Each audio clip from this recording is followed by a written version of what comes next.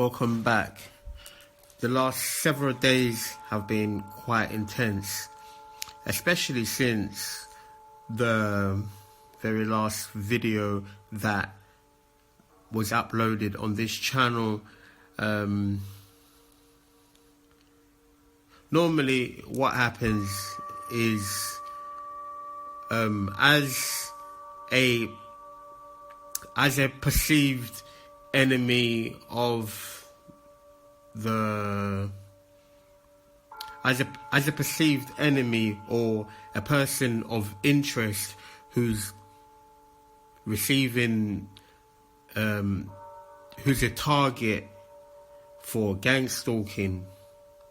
Normally when you engage or act towards sharing information about things which shed light, first and foremost, I would like to say that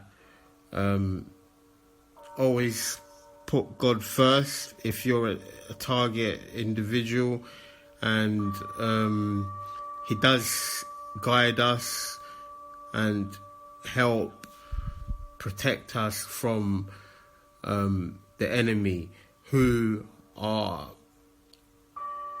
too numerous in numbers for us to go up against them alone. So the enemy or the gang stalkers have turned the intensity of their attacks, especially since the very last video. They've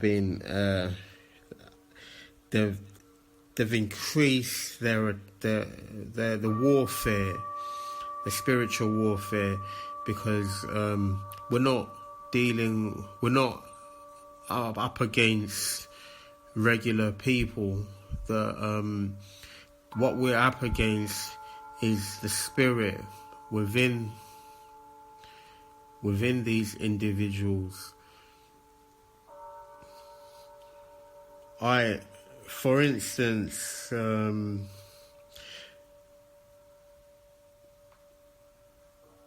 so when you speak out, normally they react by perceiving to punish, to bring a form of punishment. So the last couple of days, they've been attacking and unable to have time to relax or to sleep, engaging or using weapons that are silent in nature, which induce like the most, which induce feelings of discomfort, distraction, fatigue, all the emotions, all the base emotions, including intimidation. Every time I go to look out the window, there's somebody already waiting to show that I'm being watched. So normally what they do is the people will do hand signals.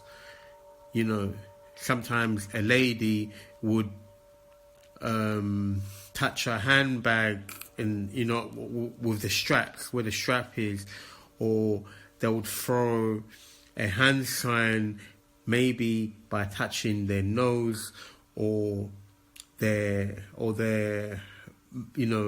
mouth area.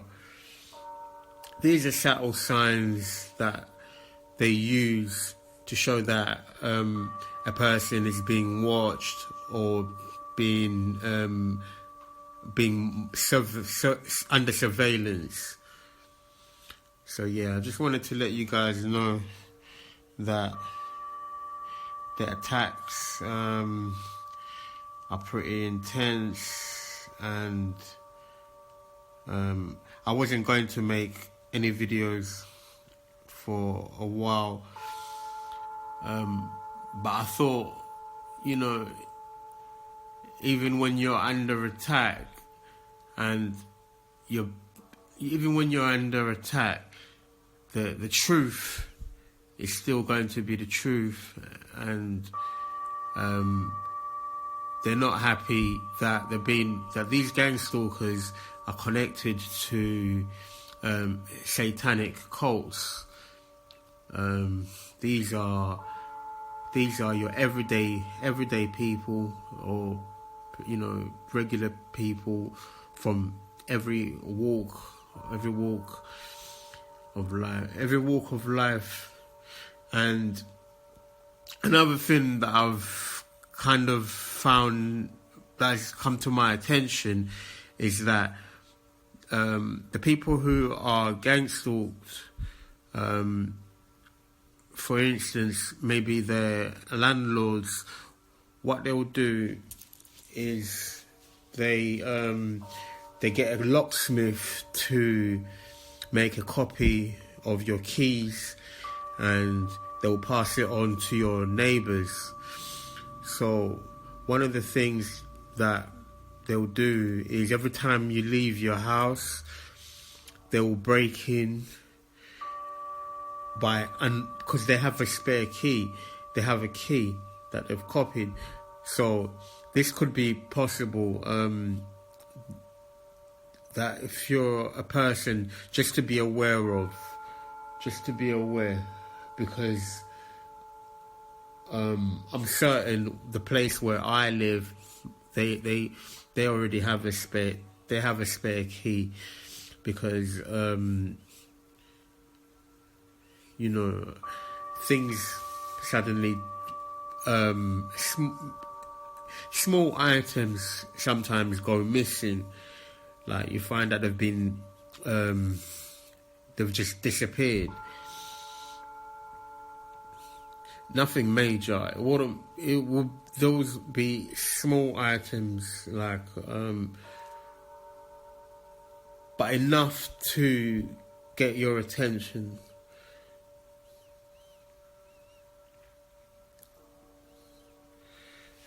Okay, so what else I wanted to share?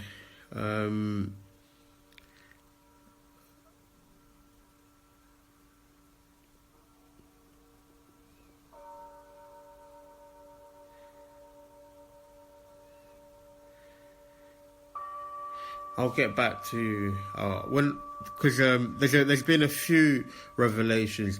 So the good thing about sort of these spiritual attacks is every time you undergo a spiritual attack, they inadvertently raise your awareness. They'll leave a trail. They'll leave a trail with their attacks, because one thing that the Lord Father in heaven showed me is that the people who are behind their attacks, they're also using a form of what they'll do is that they'll take a picture of somebody and put it in a jar, or write their name on a jar, and within that jar they will put excrement, disturbing things. So what they'll do is those things that are in the jar and with a person's name, these things are to cause an effect. So it's a form of black magic that they're doing, and it's to induce an illness,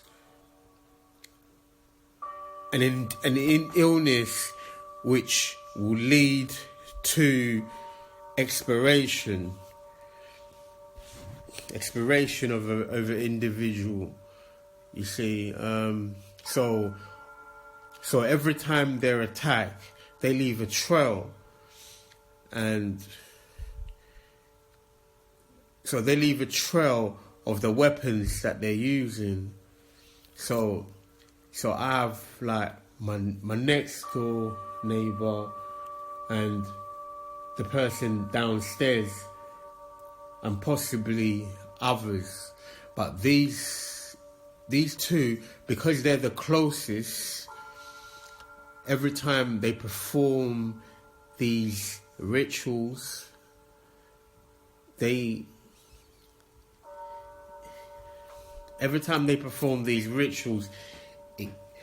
leave a trail. So the underlying fact is, if sometimes you may smell unpleasant smells, unpleasant scents, and if a person has come across those scents, they know that they're using a form of jar magic. So if they have like a person's photo, or they write the person's name, that's how they're doing it. So, you know, to cause discomfort. But yeah, be well, put God first, and what's done in the dark will come to light. So, just a quick video. So, I'll see you next time. God bless.